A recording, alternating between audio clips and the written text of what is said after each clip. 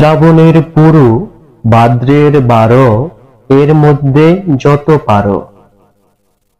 সমস্ত শ্রাবণ মাস ভাদ্র মাসের 12 দিন পর্যন্ত ধান রোপণের উপযুক্ত সময়। 16 চাষে মূলা, তার অর্ধেক তুলা, তার অর্ধেক ধান, বিনা চাষে পান। মূলা চাষে 16 বার চাষ দিতে হয়। তুলা চাষে তার অর্ধেক মানে 8 বার এবং ধান চাষে 4 বার চাষ দিতে হয়। পানের ক্ষেত্রে জমি চাষ দিতে হয় না।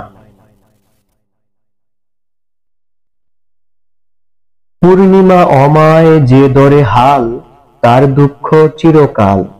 তার বলদে হয় বাত, গড়ে তার না থাকে বাত।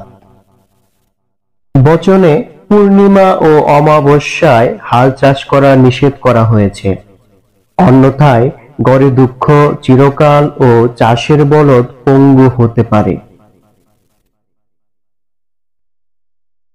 আষাঢ়ে কারান নামকে, শ্রাবণে কারান দানকে, ভাদ্রে কারান শীষকে, আশ্বিনে কারান কিসকে। কারান অর্থ আবাদের যোগ্য। বৃষ্টিপাত হলে জমিতে কারান প্রাপ্তি ঘটে। আষাঢ়ের কারানে ধান সর্বত্র হয় না। শ্রাবণের কারানে প্রচুর ধান জন্মে। শীর্ষমাত্র জন্মে ভাদ্রের কারানে। আশ্বিনের কারান একেবারেই নিষ্ফল। থাকতে বলদ না বয় হাল, তার দুঃখ সর্বকাল।